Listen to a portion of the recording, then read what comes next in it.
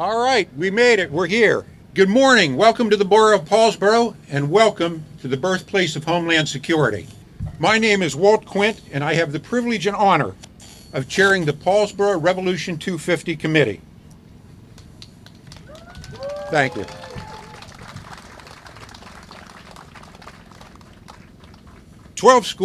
10 years, and 1 day ago, our fathers brought forth on this continent a new nation, conceived in liberty and dedicated to the proposition that all men are created equal. On that day, July 4th, 250 years ago, a declaration was signed stating, "We hold these truths to be self-evident, that all men are created equal, that they are endowed by their Creator with certain unalienable rights, that among these are life, liberty, and the pursuit of happiness." On that day, Ben Franklin observed a carving of his sun on the back of a chair. He said it reminded him of the new nation, but he pondered with those present, is the sun rising or setting? 83 years ago, President Lincoln gave a brief address in Gettysburg. At that time, he asked if a nation so conceived could long survive. Today, we answer Mr. Franklin's question with a resounding rising. And we answer Mr. Lincoln's question with a very grateful yes. There had been unrest in the 13 American colonies for years. Colonists had been meeting in Philadelphia to seek solutions to what they believed unfair and unreasonable demands by the monarchy. After prolonged contentious debate, the 56 founding fathers approved a declaration that dissolved the ties that bound the 13 colonies to Britain. Immediately following, and I mean within minutes of that declaration, they adopted a resolution to purchase 96 acres of land where you are now gathered. The first federal land purchase. It was in Billingsport, now part of Paulsboro. It would be the site of a fort that would protect a very effective river blockade of the Delaware River. Today we gather on that land that became the first federal land purchase when Margaret Paul sold that land to the 13 United Colonies. Later this morning, we will acknowledge that the Lenape Indians, the Native American people, have been the caretakers of this land for more than 120 score years. Having said that, it is now my great pleasure and honor to introduce the Master of Ceremonies, my friend, member of the Paulsboro High School class of 1972, inductee into the Paulsboro High School Hall of Distinguished Alumni, State Senator John J. Bersicelli. Oh, yes. Thank you. Good morning, everyone. You know, it's a pretty special day.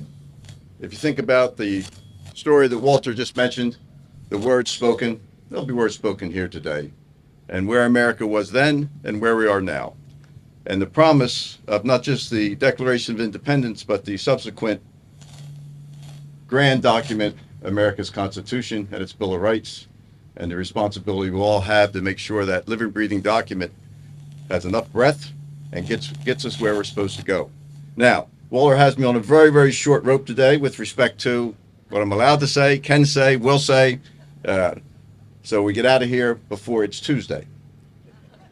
So, Walter has me. First, we're introducing elected officials and dignitaries. And so I'm going to call out a list of names, and I'm going to ask some to come up who are presenting resolutions to the committee to mark this occasion. Recognizing from the Paulsboro Historic Preservation Commission, Chairperson Jennifer Maiden. Hello, Jennifer. Sorry to the side. Come on up. Jennifer, are you doing a presentation? Sure. Okay. Do that now. Wonderful.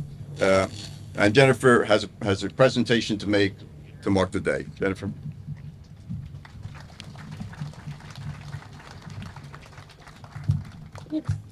Hi, everyone. Good morning and great to see you here. Thanks for joining us. I have a resolution to present to the committee that put this together. It's been a lot of work over the last year to prepare for this, to conceive of it, to prepare. So I want to thank everyone that has worked on this. I'm looking around. Most of them are around this general vicinity, so I'm going to make it quick, but call everybody's names if you can stand when I call your name, and if we can recognize them, please. So we have Anthony Canistow, Sandy Birch, Teresa Colinero, Jeff Davila, Eileen Gattuso, Dana Gajewski, John Hurst, Kathy Knight, Jim Milstead, Cindy Quint, Walt Quint, Charlie Sockwell, and Irma Stevenson. So thanks to our committee, you've done great work. We're all excited to be here, and I look forward to experiencing the entire day that you planned for us. I have an additional resolution to present from the Paulsboro Historic Commission. On behalf of the Paulsboro Historic Commission, I'm honored to present this resolution recognizing Dr. Walter Quint. Dr. Quint has spent decades helping Paulsboro preserve, understand, and celebrate its history. Through his work with our schools, the Gill Memorial Library, Fort Billingsport, the Historic Preservation Commission, and so many other efforts, he has helped keep Paulsboro's stories alive. What makes Walt's service so meaningful is not only what he's done, but how he has done it, with patience, persistence, generosity, and a deep love for his community. He has helped Paulsboro remember itself, and he has inspired many of us to carry that work forward. Walt, with deep gratitude and admiration, PHPC is proud to present this resolution to you. Thank you very much. And you give the other resolution to these folks. Thank you, Jennifer. Thank you, Jennifer. Thank you, Jennifer. Next up, very, very pleased to call to the podium for a presentation and introductions of his group. Please welcome Paulsboro Mayor John Giovanetti. John.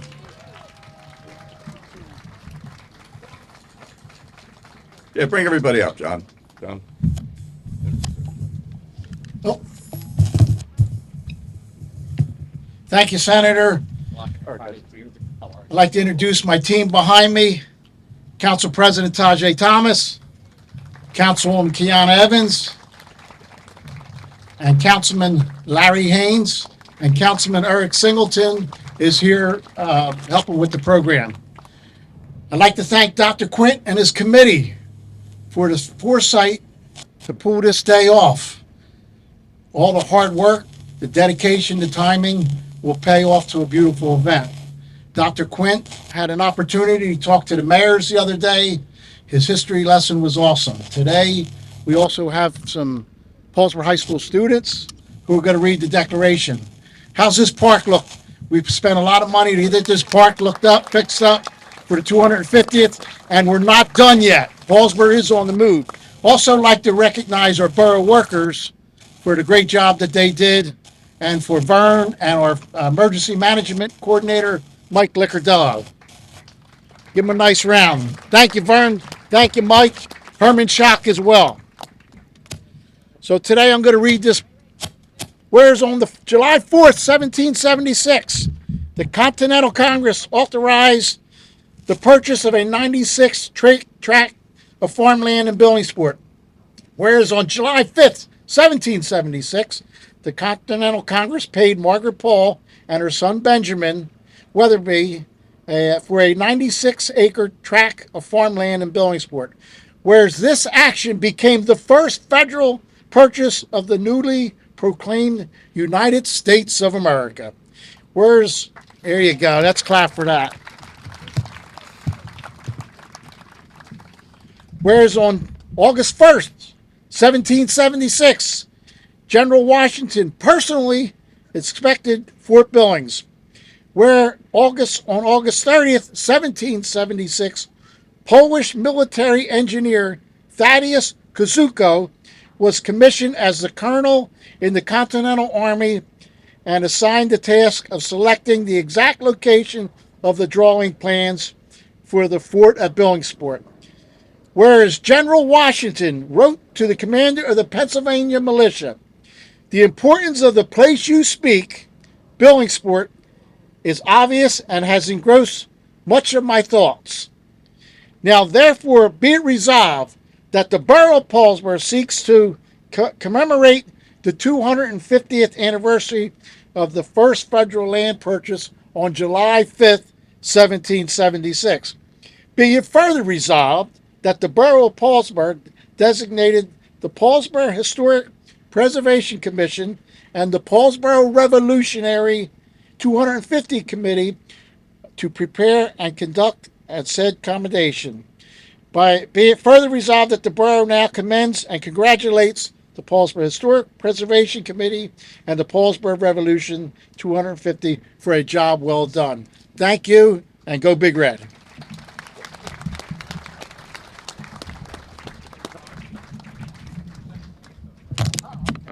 Thank you, Mayor.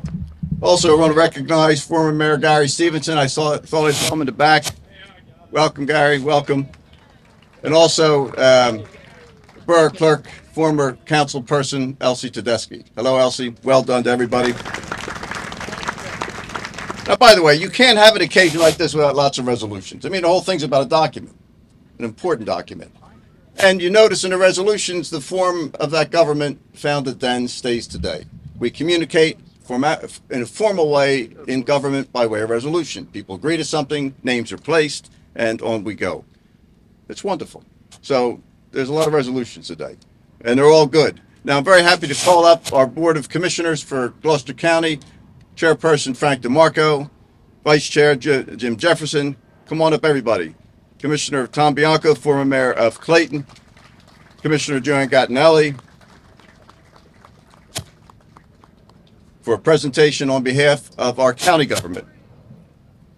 Frank, I think we're holding this for the moment. Right? Yeah, I think we're holding that. We're holding this now? Apparently we are. Come on up. Okay. Well, thank you for doing the introductions, but I still need to introduce my deputy director as Jim Jeffersini. I am Frank DeMarco. This is Tom Bianco. This is Joanne Gattinelli. Maybe that makes a little bit more sense to you now. I finally fit in. It works. I want to thank John for the introduction. John, who is the senator. He was also former mayor, also former assembly, and now he's been my constant friend. I want to say, and you're the only one who makes me more nervous than I do. So, I'm not going to read the proclamation, but I will read a couple of excerpts.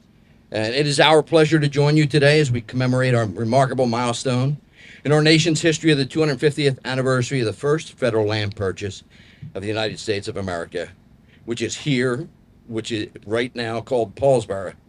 This history was made on July 5th when the Continental Congress completed the purchase.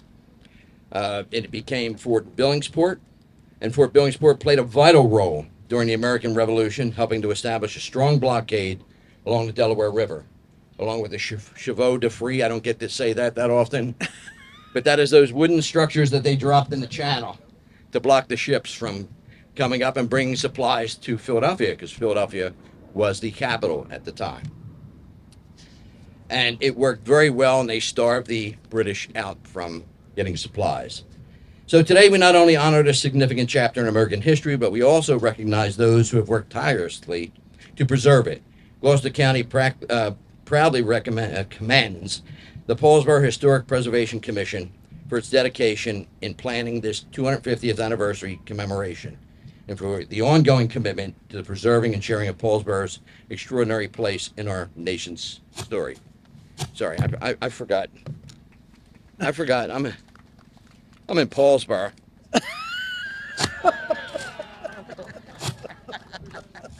That's unbelievable. That's unbelievable. I love it. I love it. It is now my honor to present this proclamation, all of us up here, from the Gloucester County Board of Commissioners, and recognize the 250th anniversary of the first federal land purchase of the United States of America, and celebrating the enduring legacy of Fort Billingsport and the borough of Paulsboro. Thank you and congratulations on this historic occasion. Please got the proclamation.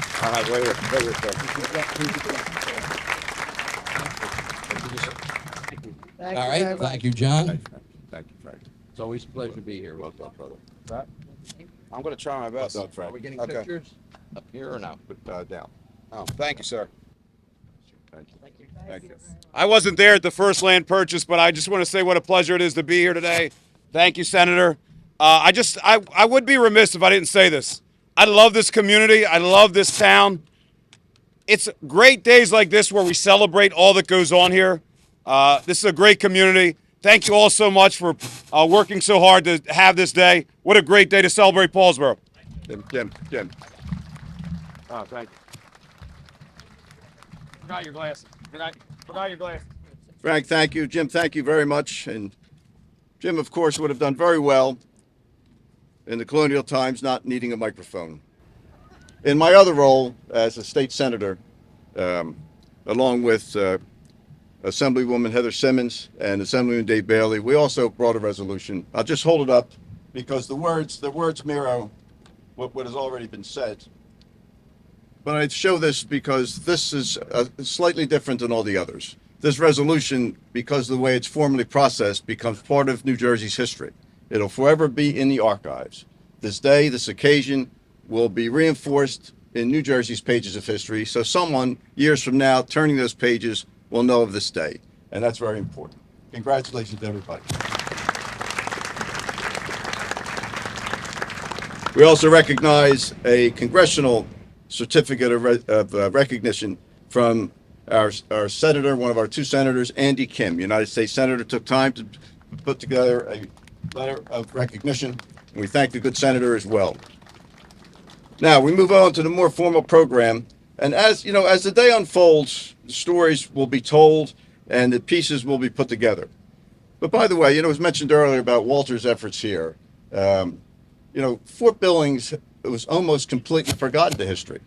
And the story gets told, you'll see how one woman stepped up in Paulsboro's first councilwoman, to go into the details, establish the groundwork. And now Walter and this committee and this group of volunteers has taken this to an entirely different level. And how appropriate is it that here we stand on the ground of the first purchase? And by the way, it's actually a little bit behind us, because a number of years ago, Walter engaged, we were going to recreate the fort, but we found that an oil tank was on it.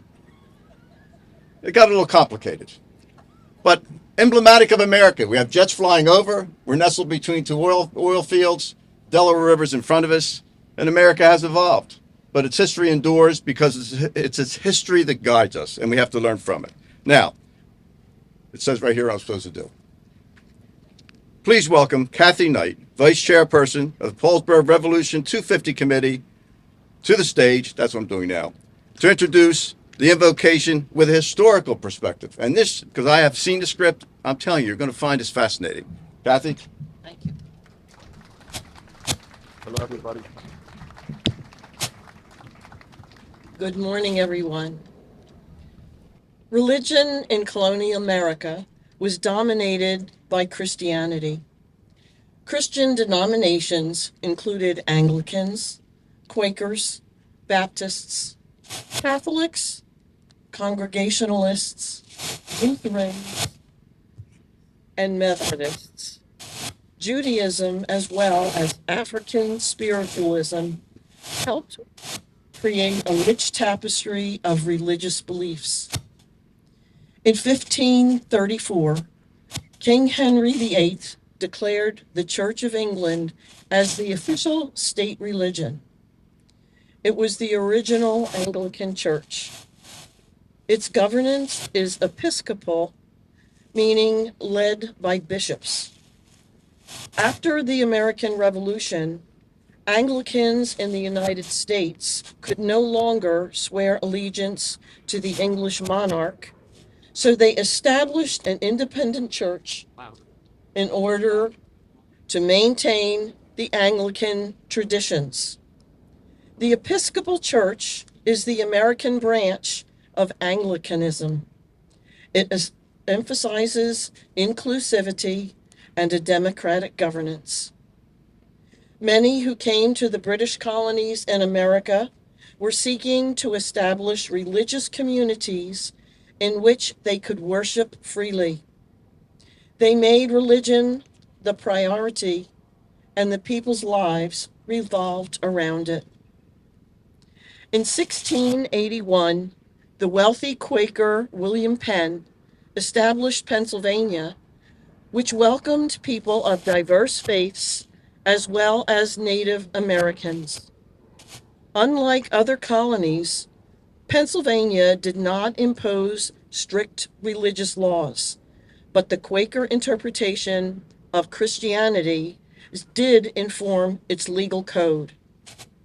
Pennsylvania was one of the first colonies to condemn slavery, mistreatment of Native Americans, and was also the first to pass a law mandating religious toleration and mutual respect between those of different faiths.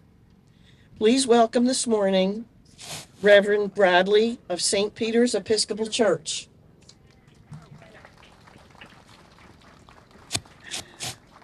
Reverend Day, St. Paul's United Methodist Church. And Gloria and Robert Horvey from Mickleton Friends Meeting. You could guess by their costumes, to present the invocation with a historical perspective. Reverend Christine Day. Good morning. I'm hopeful people can hear me. What is today the United Methodist Church began in 1739 in London, England, when Anglican priest John Wesley started his evangelical preaching mission. He preached not in churches but out in the open air. And when he preached out of doors, he reached people who felt excluded from the church. Because of his preaching, people joined his movement. They participated in worship, classes, societies, and in the ministries of the movement. In the First Great Awakening, the religious revival movement in the 1740s here in America, Methodist preacher George Whitefield traveled up and down the colonies, preaching to large crowds. As the name suggests, many people experienced a rebirth in their faith. The Methodist movement started as an evangelical revival movement within the Church of England. Methodism is guided by the need for repentance of sin and God's gracious love of forgiveness. The focus of the church is living a life of Christian holiness, a life that is centered on loving God, loving neighbor, and loving self. The sources of the church's teachings are based on what we call the Wesleyan quadrilateral. First and primary is Scripture. Both Old and New Testaments are the foundation for all that we believe. And then tradition. Traditions and practices that have been handed down in the universal church that helps inform our Christian experience. And then reason. Reason does not produce faith, but it aids in understanding. And finally, experience. An individual's personal experience of Jesus Christ is the proof of faith. Just as a table or chair are secure on four legs, so too is our faith secured and nurtured on the four legs of the quadrilateral.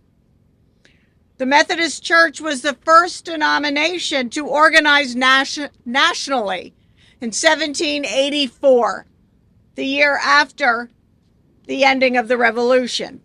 In 1789, the bishops Thomas Coke and Francis Asbury of the Methodist Church sent a letter to George Washington on his inauguration. The letter reads in part, "We, the bishops of the Methodist Episcopal Church, humbly beg leave in the name of our society collectively in these United States to express to you the warm feelings of our hearts and of our sincere congratulation on your appointment to the presidentship of these states. While the Methodist Church here in Paulsboro, St. Paul's, was not founded until 1720, the congregation grew out of what is the Zion United Methodist Church in East Greenwich. The Methodist Church in East Greenwich of Mount Royal started in 1774. So Methodism has a long history here in East Greenwich. Try that one. Gloria and Robert Horvey. I'm going to get in trouble and go off script for a minute. While Kathy was reading, I was watching over there, and there was an eagle that actually flew up and landed on that pole. It's not there anymore, but I always get goosebumps when I see an eagle, and we have an eagle blessing our event today. All right. So, Quaker William Penn, as you know, established Pennsylvania in 1681. However, Quakers across the river here in what was then known as West Jersey date back 6 years earlier to 1675, when Quaker John Fenwick established the first English-speaking settlement in what is now Salem. A few short years later, in 1683, friend Henry Wood arrived in what is now Woodbury. Quakers settled across the whole of West Jersey, initially meeting for worship in friends' homes. Eventually, meeting houses were built in Salem, Greenwich, Woodbury, and Seaville. By 1776, there were 10 meetings in West Jersey. Somewhat later, fine brick meeting houses were also built in Mickleton, Mullica Hill, and Woodstown. Quakers were and remain today tolerant of all races and religions. This springs from our belief that there is that of God in each person. We believe that every person can experience the divine directly with no intermediary, such as a minister, priest, rabbi, pastor. This experience leads us to faithful living through our testimonies, which can be remembered by the acronym SPICES: simplicity, peace, integrity, community, equality, and stewardship. Our faith encourages our activism and discourages our taking of oaths. More information is at our table today. In our worship, we wait in silence, listening for the still small voice within us. This listening is often guided by queries or questions that we ask ourselves about how faithfully we are living. As we know, freedom of religion was a major reason why Europeans came to America. Let us now, in the Quaker manner, reflect on this question: how has freedom of religion made a difference in my life? Please feel welcome to discuss this query at our table with us later. So, to reiterate, let us all take a moment now to inwardly consider this query: how has freedom of religion made a difference in my life?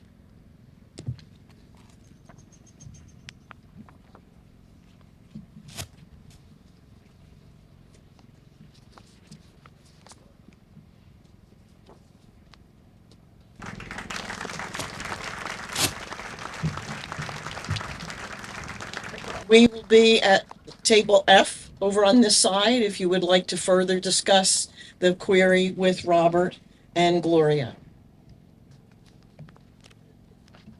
Welcome to the stage, Reverend Mantell Bradley. Good morning. I'm the 21st rector of St. Peter's Episcopal Church, which is 3 miles from here.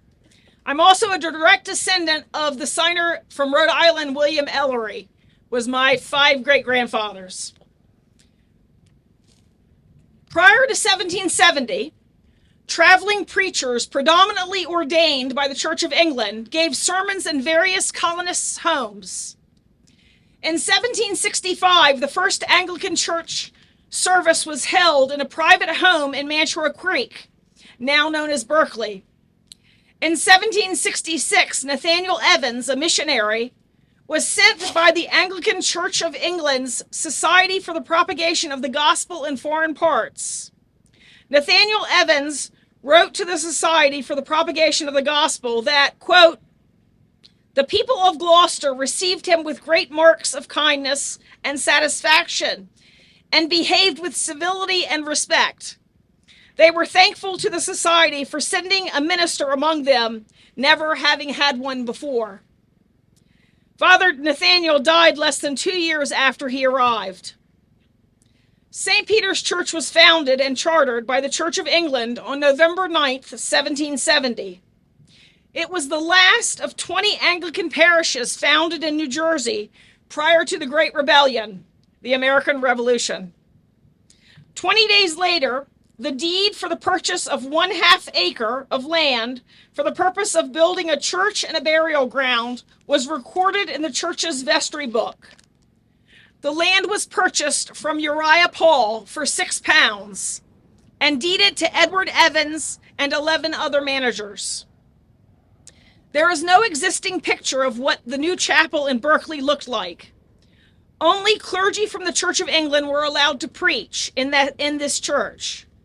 Only the subscribers of the church were permitted burial in the burial ground. The little chapel in Berkeley was now exclusively an Anglican Church of England. 2 of the managers were Dr. Botto Otto Jr. and Gabriel D. Viber. They helped manage the infant church, and that original piece of land still exists across from the Botto's sausage factory. And our earliest known person buried in that is Mary Chew in 1770. Dr. Botto Otto Jr. was assigned the responsibility to, quote, "inspect the morals and abilities of such persons as shall desire to preach in said church, and to approve or disapprove of them as he shall see fit," end quote. During the Revolutionary War, Dr. Botto Otto Jr. and his father and brother served in the Continental Army as surgeons, spending the winter at Valley Forge with General George Washington. Dr. Botto Otto Jr. served until 1781.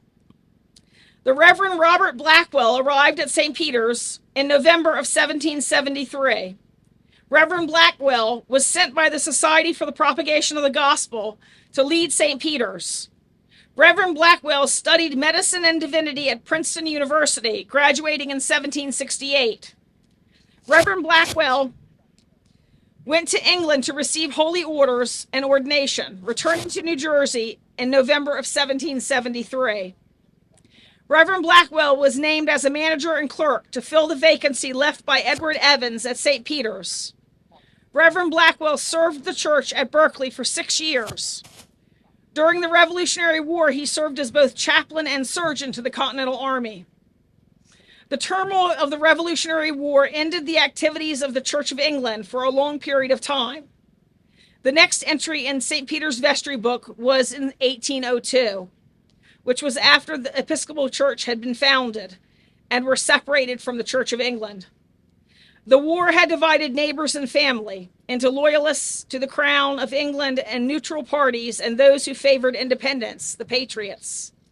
It is interesting to note that the managers Jonathan Chew and Gabriel Viber became officers in the British Army, while Reverend Blackwell and Dr. Botto Otto Jr. served in the Continental Army. As in all things, in these times of major upheaval during the Revolutionary War, there was division among both clergy and laity of the Church of England in America. Across all of the colonies, only 27% of all Anglican priests supported independence, including only one from New Jersey, Reverend Robert Blackwell of St. Peter's. Impacting clergy allegiance were 2 factors: the origin of their paycheck and the dual oath taken at time of ordination. It's interesting to note that approximately 3/4 of the signers of the Declaration of Independence were Anglican laymen, including Thomas Jefferson and George Wythe, along with the Continental Army's Commander-in-Chief, George Washington, was Anglican. Other famous patriot leaders who were Anglican were most notably Richard Henry Lee, Francis Lightfoot Lee, and Benjamin Franklin. Let us pray 2 prayers from the 1666 Book of Common Prayer to bless the celebration. Let us pray. O Lord, our heavenly Father, almighty and everlasting God, who hath safely brought us to the beginning of this day, defend us in the same with thy mighty power, and grant that this day we fall into no sin, neither run into any kind of danger, but that all our doings may be ordered by thy governance, to do always what is right in thy sight, through Jesus Christ our Lord. Amen. Almighty God, who hath given us grace at the time with one accord to make our common supplications unto thee, and doth promise that when 2 or 3 are gathered together in thy name, thou wilt their request. Fulfill now, O Lord, the desires and petitions of thy servants, as may be most expedient for them, granting us in this world knowledge of thy truth, and in the world to come, life everlasting. Amen.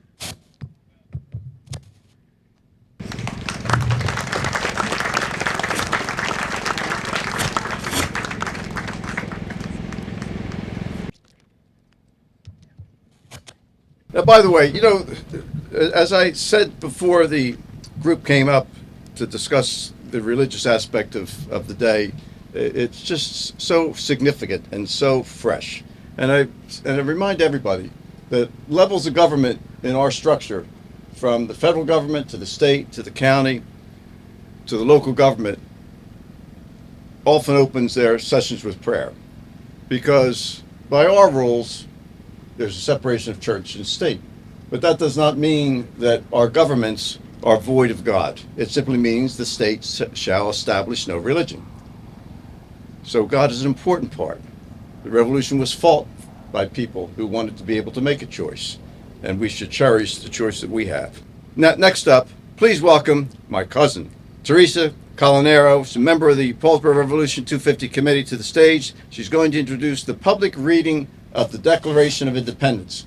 And listen very carefully to the words. Before I do that, by the way, I forgot to mention Sheriff Carmel Moreno is here, and our surrogate Joe Chilla. So if you're not feeling well, see Joe if you want to do advanced planning. Please welcome Teresa Colonero.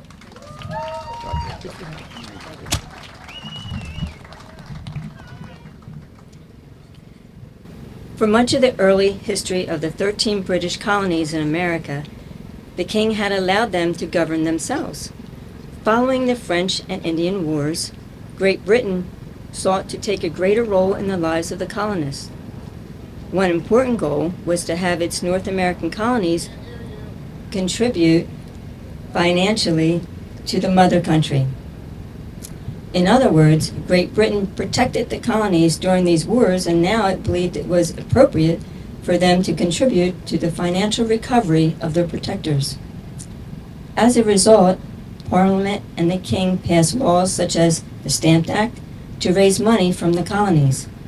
The colonists felt that it was unfair to be taxed without a voice in the process, meaning taxation without representation. While all of the colonies were aggrieved by the actions of the mother country, they were very divided over how to resolve the grievances. Some felt that it was all just a great misunderstanding. If the colonists could explain their grievances to Parliament and the King, they would have to take action to resolve their concerns. Others felt that the time had come to take a much more decisive action. Following prolonged and contentious debate, on July 4th, 1776, the Second Continental Congress approved the final draft of the Declaration of Independence, announcing the separation of 13 United Colonies of America from Great Britain. With a sense of fairness, the Founding Fathers felt that it was critical to explain why the separation was necessary. As a result, The Declaration of Independence, for the most part, is a list of grievances. It is one of the most influential documents in history. It sets forth the ideals of democracy and human rights that not only have shaped the United States of America, but also those of governments around the globe. Please welcome Paulsboro Council President Taljay Thomas and Paulsboro High School students as they carry out Thomas Jefferson's desire to have the Declaration of Independence performed and not just read. Thank you. Thank you.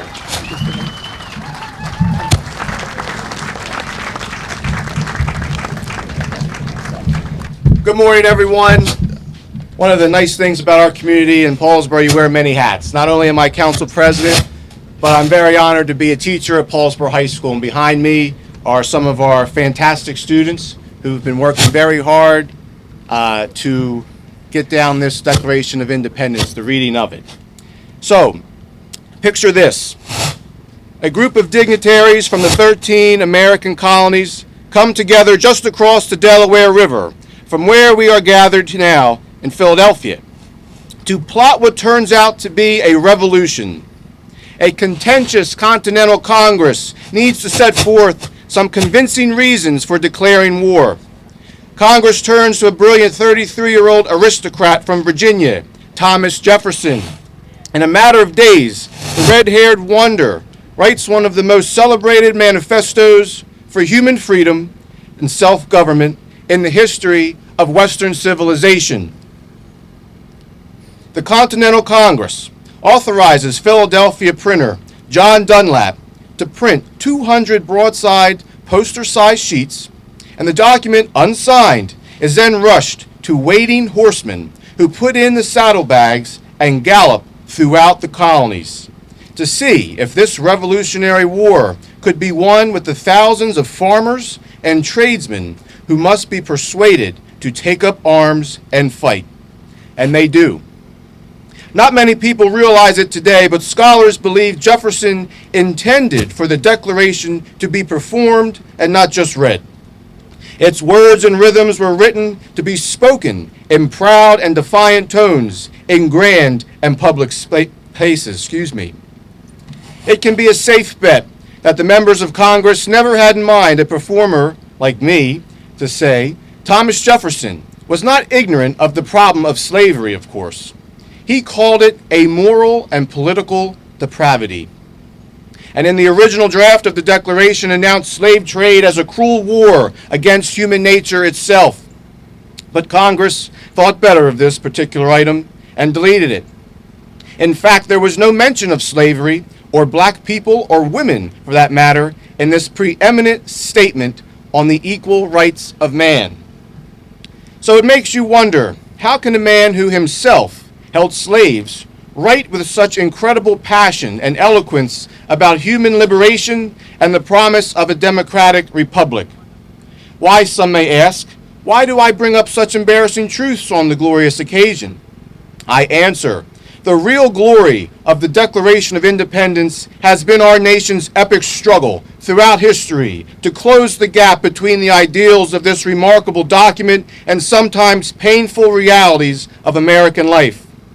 The Declaration symbolizes the birth of our nation, of course, but also a constant struggle to achieve its ideals. Consider the words of this document inspired the French Revolution in 1789. 200 years later, the revolt of Chinese students in Tiananmen Square. It inspired Abraham Lincoln to issue the Emancipation Proclamation. Martin Luther King Jr. had to fight for civil rights and women's suffrages to fight for the vote. This business of fulfilling the Declaration of Independence is just a different struggle, but it's also an ennobling struggle. Jefferson called the Declaration an expression of the American mind. It is why this nation is so great, and is why I am proud to be an American. Here now are those sentiments, as first expressed just a few short miles from where we gather today, to commemorate the 250th anniversary of the Declaration of Independence.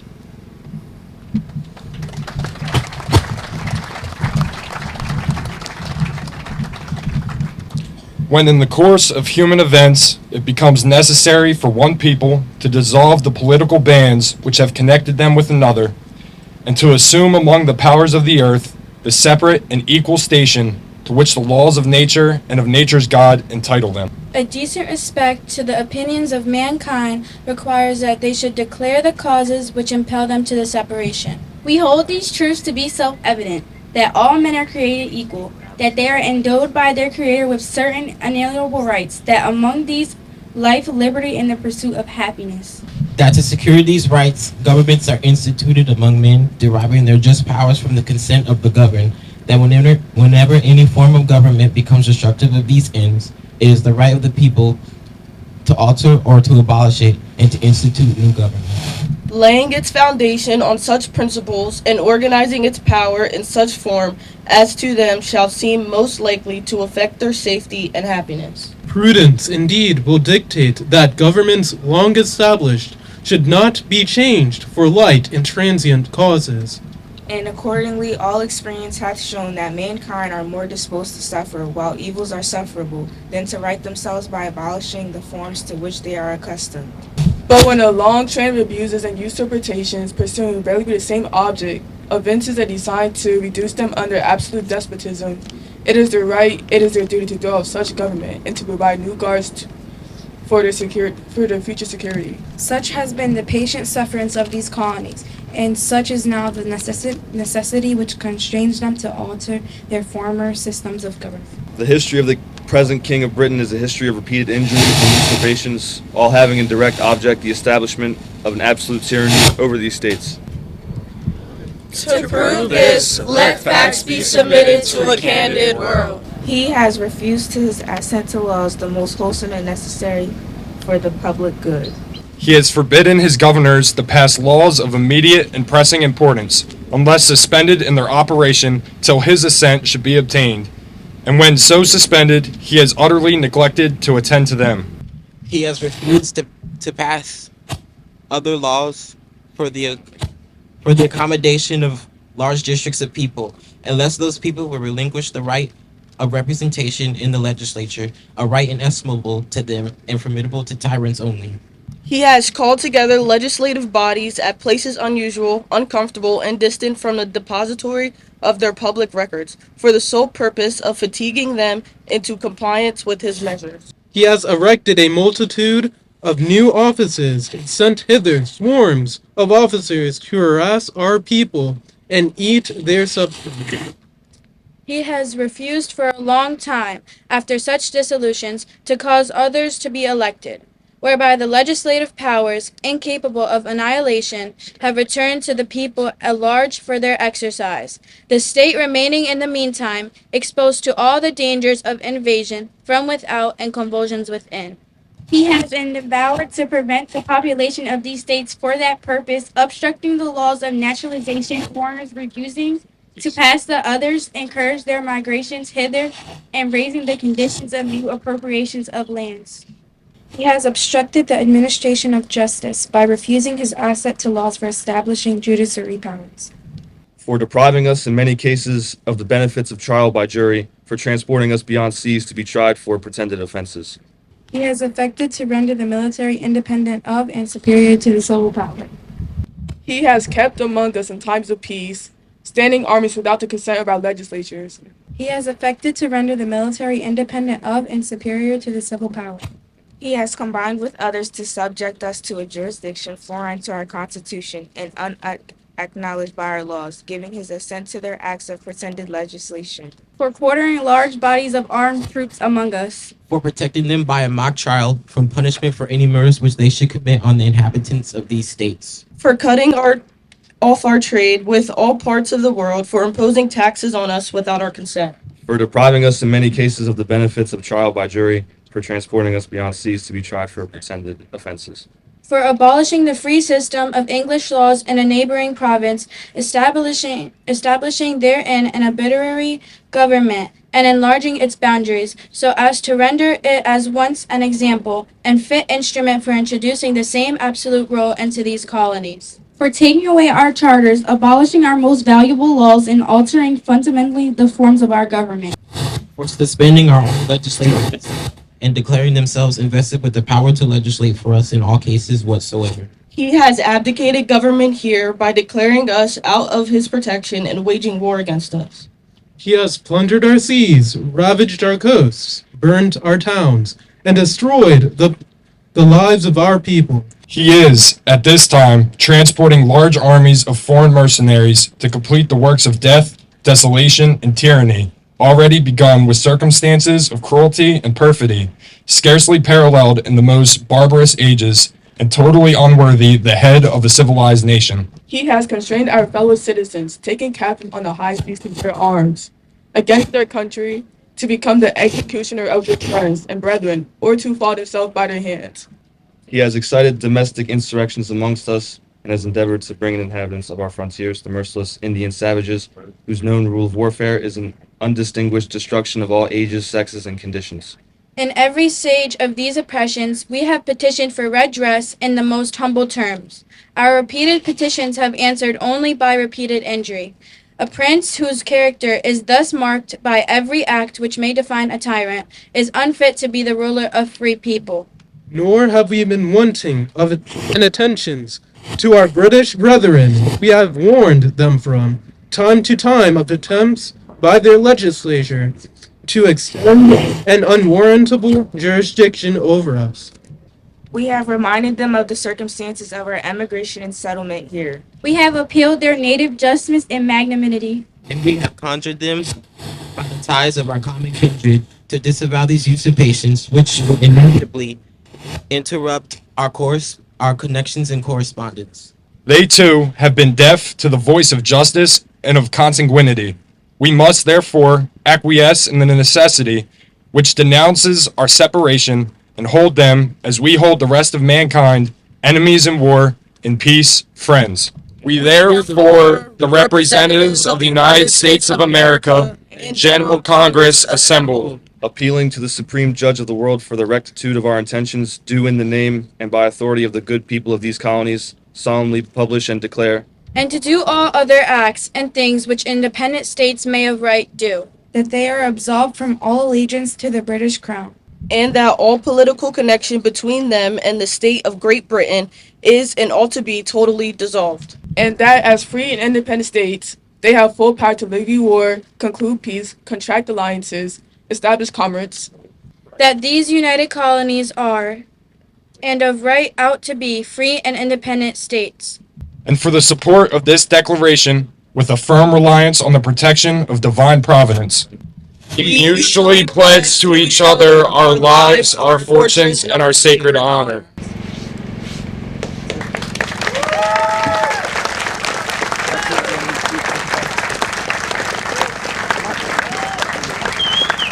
Can we have another round of applause for our students, please? Christopher Neff, Rose Harden, Courtney Bettis, Dawn Williams, Lasani Scott, Eric Love, Anaya Wynn, Camilla Tate, Myrna Harden, and Jackson Selena. Another round of applause, please. Thank you.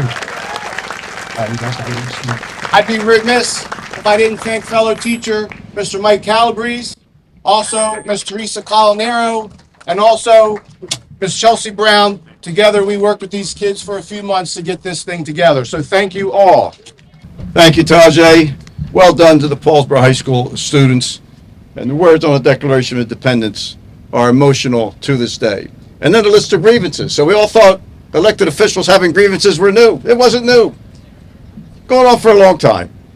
It's how we deal with them that matters. Now, please welcome Irma Stevenson, inductee of Paulsboro High School, distinguished alumni, member of the Paulsboro Revolution 250 Committee, to the stage, introduce the singer of our national anthem, a very, very close friend as well. Irma? Thank you, John.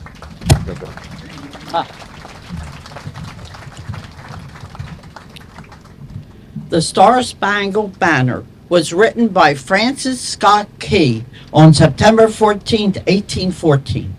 Key had just witnessed the bombardment of Fort McHenry by the British Royal Navy during the Battle of Baltimore in the War of 1812. He was inspired by the United States flag with its 15 stars and 15 stripes that continued to fly triumphantly above the fort. The Star-Spangled Banner was first recognized for official use by the United States Navy in 1889. On March the 3rd, 1931, the United States Congress passed a joint resolution making the song the official national anthem of the United States of America. Herbert Hoover signed it into law shortly afterward. Please welcome Glenn Romnick, Paulsboro High School class of 1979, who has been an active member of the Paulsboro Fire Department for 47 years, including several terms as chief. He is currently a member of the Executive Committee for the Gloucester County branch of the New Jersey State Fire Association. Please stand and join Glenn as he sings the Star-Spangled Banner, our national anthem. Oh, see, can you see, high and on early light, what so proudly we hailed at the twilight's last gleaming, whose broad stripes and bright stars through the perilous fight, for the ramparts we watched were so gallantly streaming, and the rockets' red glare, the bombs bursting in air, gave proof through the night that our flag was still there. Oh, say does that Star-Spangled Banner yet wave for the land of the free and the home of the brave?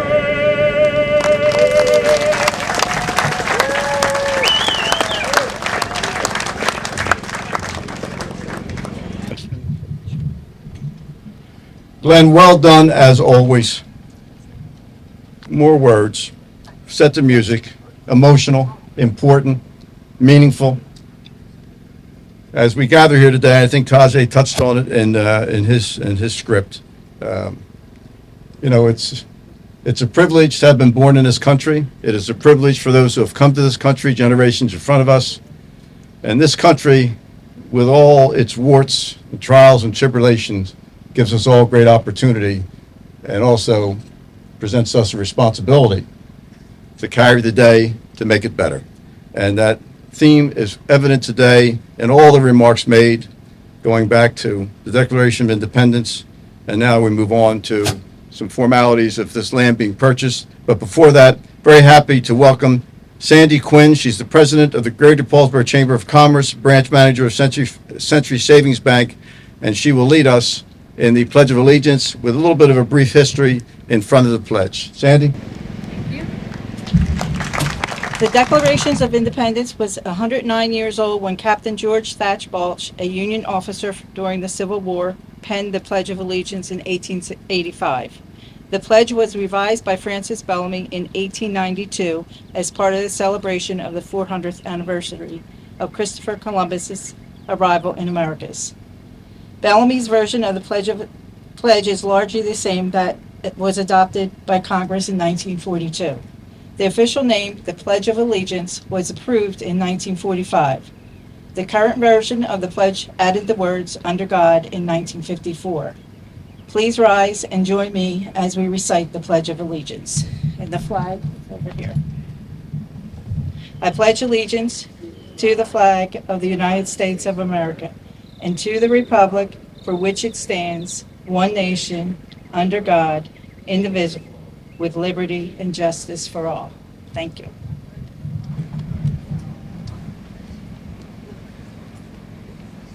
Folks, we're making our way. Now we move on to the transaction that brought us here. You know, I mentioned earlier we're between two tank farms. We've got an airport across the way. But this Fort Billings and this hidden secret to the American Revolution is an example that history fits in wherever history is supposed to be, and we have to make sure that people stay focused. It's not always about, you know, Gettysburg is magnificent, Valley Forge is magnificent. This place is equally significant to a great extent, and we are charged to care for it. Now, please welcome Jeff DeVille. He's a member of the Paulsboro Revolution 250 Committee as well to the stage. He will introduce the signing of the deed for the first federal land purchase. I don't think we have a title agency here, so we're going to do it without them. So please welcome Jeff DeVille. Jeff? Good morning, everyone. In 1776, the small farming community of Billingsport, now part of the borough of Paulsboro, was well known to the residents of Philadelphia. As early as 1700, the community was a transportation hub with ferry service to Pennsylvania. Billingsport was located just downriver from the capital in Philadelphia. The Delaware River narrows and turns at Billingsport, so ships need to slow as they continue their journey to Philadelphia. The riverbank at Billingsport is a high bluff providing a commanding view of the Delaware River. As such, it was an excellent location for cannons to fire on British ships moving towards Philadelphia. On June 14th, 1776, the Committee for Safety sent a petition to the Continental Congress requesting that an enclosed defensive position and a blockade of the Delaware River be constructed at Billingsport. As such, the goal was to prevent the British Navy from reaching the capital of the new nation in Philadelphia. As such, Billingsport became the birthplace of Homeland Security. On July 4th, 1776, the Continental Congress approved the purchase of 96 acres of farmland for 600 pounds in Pennsylvania scrip from Margaret Paul and her son, Benjamin Weatherby. The actual signing of the deed was most likely an informal event that took place in the parlor or kitchen of Margaret Paul's farmhouse. It is also likely that letters between the Committee for Safety and the Paul family had been exchanged between January and June 1776 in order to iron out the details of the land purchase. In 1776, women had very limited rights, so Margaret Paul's son, Benjamin Weatherby, shared ownership in the property and needed to co-sign the deed, which included an explanation of Margaret's right to own the land. We are honored that Charlie Sockwell III and his grandson, Charlie Sockwell V, are participating in the reenactment of the signing of the deed for the first federal land purchase. Margaret Paul, portrayed today by Faith Langdon, acquired the land when her husband, John Paul, passed away. Charlie III will portray Samuel Morris, who served as a witness to the signing of the deed, is a 10th generation descendant of Philip Paul. Charlie V, a 12th generation descendant of Philip Paul, will portray Benjamin Weatherby. Matt Moore will portray Thomas Rowan, who also served as a witness to the signing. So please join us in a humble farmhouse in the small village of Billingsport as the 13 United Colonies prepare to defend their daring Declaration of Independence by making the first federal land purchase for the purpose of protecting its capital from the most powerful military force in the late 18th century.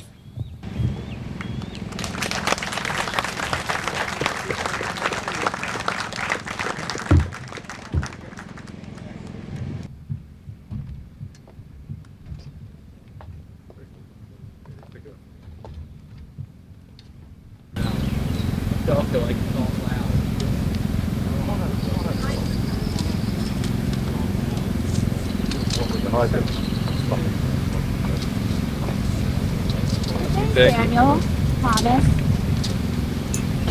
What a fine day. How is thee and thine? Good day, Mistress Paul. 'Tis a fine day indeed. We're happy to be here. Not a lick of misery has become present on our homestead. Very nice. Hast thou thy papers and thy money? 'Tis true. The papers and the monies have arrived. This morning by the courier for Philadelphia. Benjamin has them at the table. Let us hasten. The courier will return soon. Here are the papers. Mother and I have carefully examined them, and they are correct in every way. Let us begin.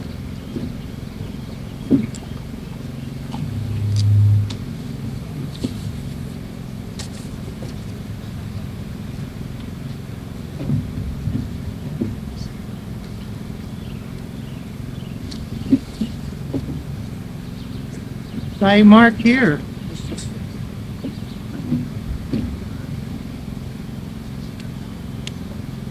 And you, Benjamin.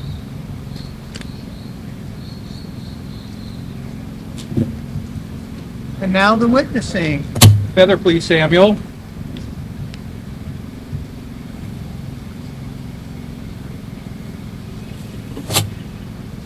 And finally, my own hand.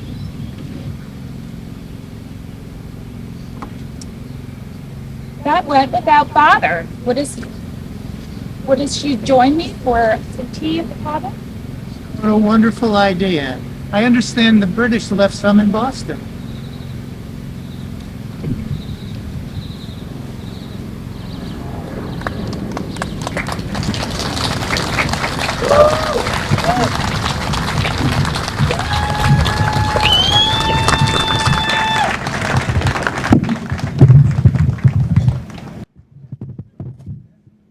Now, today, if the federal government was buying anything, there would have been 4 lawyers.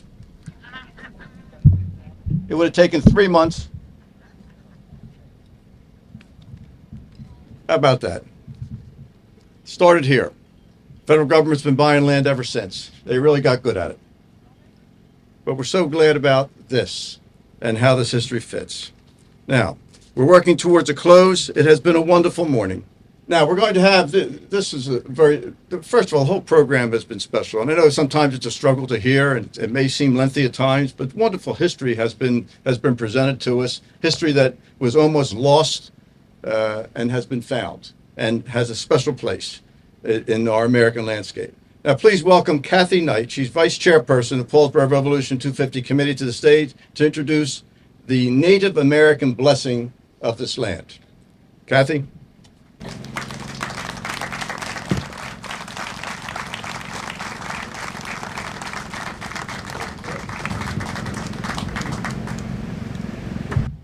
In 1795, Samuel Paul, a descendant of the family that founded Paulsboro, built a house along the shore of Mantua Creek. The house still exists a short distance from our present location. Samuel Paul opened a fishery. More specifically, he fished for shad along the Mantua Creek and the Delaware River. Little did Samuel know that he was not the first to fish for shad in Paulsboro. In 2012, an archaeological investigation discovered a Native American encampment on the side yard of the Samuel Paul house. The Lenni Lenape, or Nanticoke encampment, is between 2,500 and 1,700 years old. What is now known for certain is that Native Americans were present in our location several thousand years before Samuel Paul began operating his fishery. It is also known that, like Samuel Paul, the Native Americans fished for the shad in the waters around Paulsboro. We gather here today to commemorate the first land purchase made by the newly declared 13 United Colonies of America. Moreover, we are gathered here on the Lenape Hoquink ancestral homeland of the Lenape people that once was and is still sacred to them. It is here that they held the ceremonies for thousands of years before being subjected to removal and colonization through forced assimilation. In honor of them, let us pause, remembering where we are and who we are with. Denise Bright Dove Ashton Dunkley is an award-winning master artisan, educator, public speaker, tribal councilwoman, and an enrolled citizen of the Nanticoke Lenape Tribal Nation of New Jersey. For over 25 years, Denise has used her artwork as vessels to carry forward the histories, traditions, and cultural practices of her people. She holds a Master of Legal Studies in Indigenous Peoples Law. Denise has served as an ambassador, amplifying Indigenous voices internationally, including in Canada and the Netherlands. Her work has been exhibited at the University of Pennsylvania Museum, Stockton University, and the Amsterdam Museum, and appears on Philadelphia's first Climate Justice Initiative mural. We are now honored to be joined by Denise Bright Dove Ashton Dunkley to bless the land of her ancestors.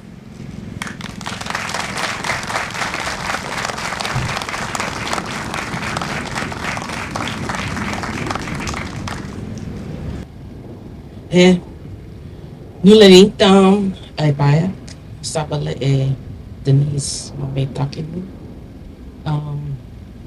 Nanticoke Lenape Nation, Turtle Clan. So it's America's 250. I want to thank Kathy Knight for inviting me here to this space. And in all the spaces that I've seen and witnessed yesterday, I didn't see Indigenous presence at the recognition of America's 250. And I stress America's 250 because Indigenous people see it a little bit differently, a lot of differently, if that is even grammatically correct. My people have been here since time immemorial. We existed with our own governance, our own trading systems, our own families, our own villages along this riverway. When I pulled up today, I'd never been here before. And it's really, really heavy on my heart to see these refineries, to know what's happening to the river, to know what's happening to our air and our waterways. I have to ask, what's going to happen in the next 250? And what's your commitment to that? We have been here since time immemorial, and we will continue. Through resilience,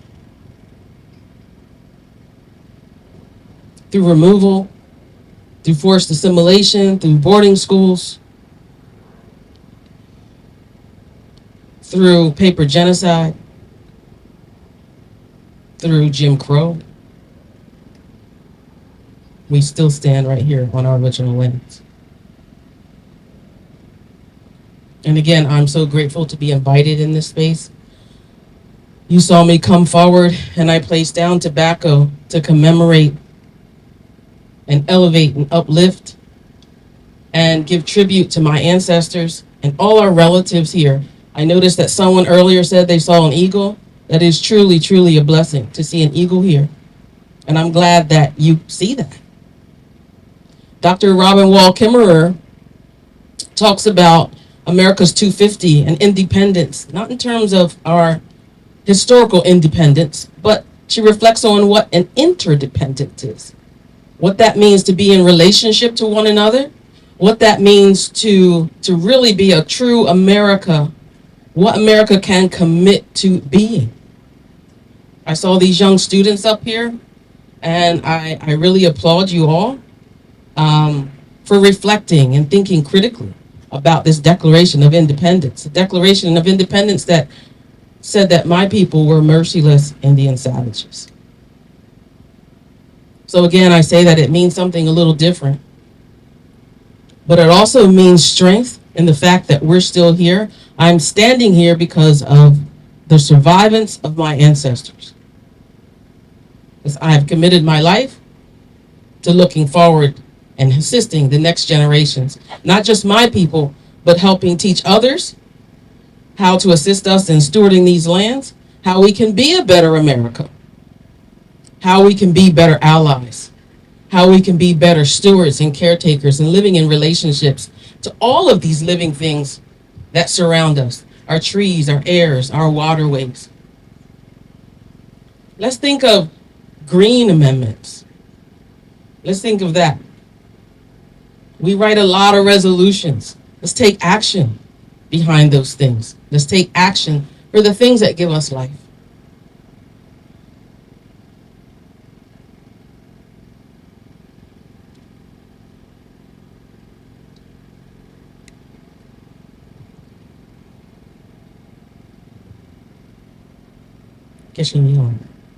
Manisha.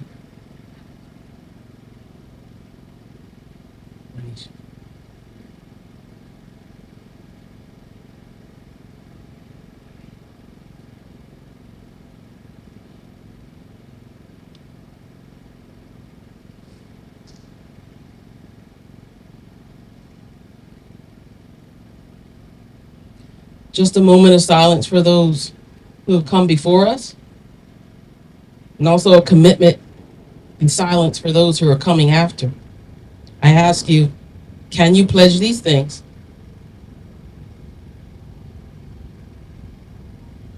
Can we uplift all humanity and all our relatives? And with that, I say, I hope. Manisha. Thank you.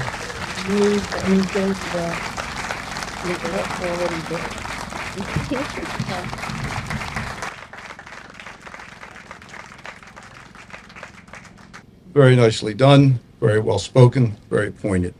Now, we're in the home stretch.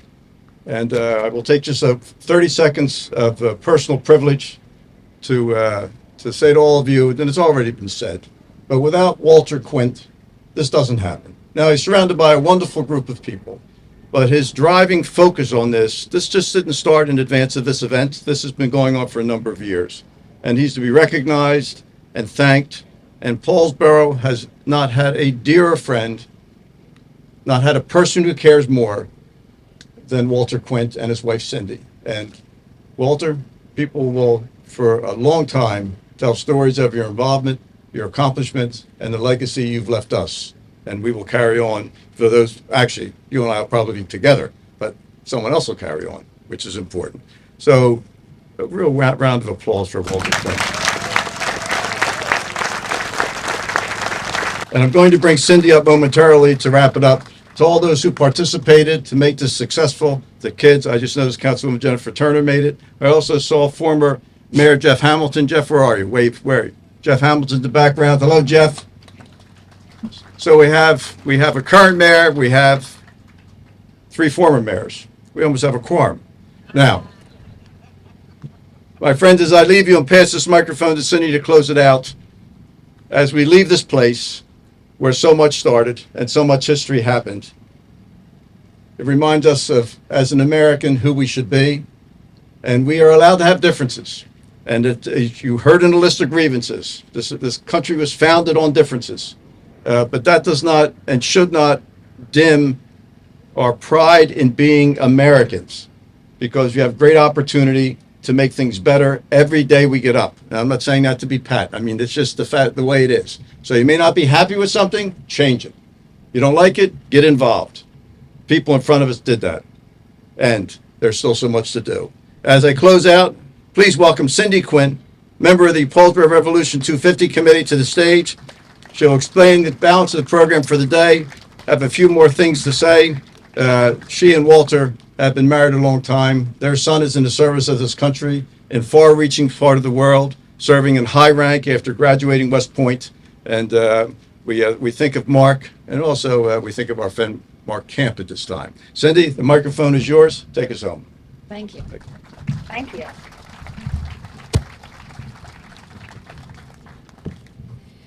Let me begin by thanking Senator Berzicelli for serving as the Master of Ceremonies this morning.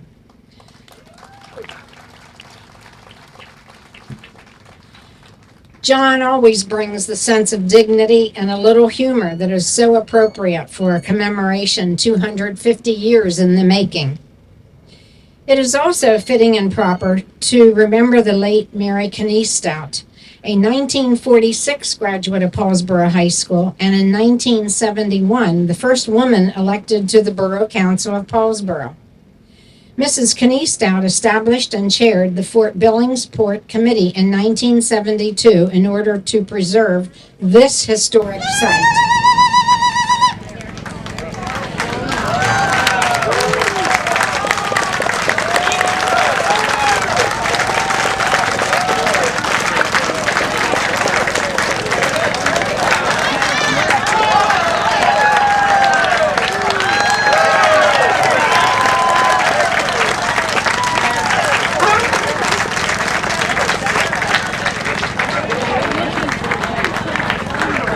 Thanks to her hard work, Fort Billingsport Park was rededicated as a public park and historic site on July 4th, 1974.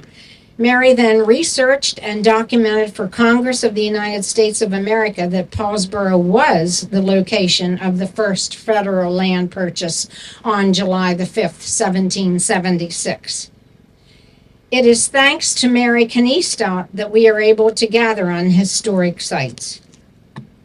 There are too many people to thank and recognize for making this program possible. Certainly the mayor, borough council, and citizens of Paulsboro, as well as the Paulsboro Refining Company, deserve a sincere thank you for financially supporting this event. I would like to recognize and thank the members of the Paulsboro Revolution 250 Committee for their diligent work to prepare for and conduct this historic event. I respectfully request that you visit the Paulsboro Revolution 250 Facebook page to see a complete list of those people and organizations that made this program a reality. Again, I'd like to thank Dr. Walter Quint, whose tireless efforts and dedication for the past year and a half have made this event possible.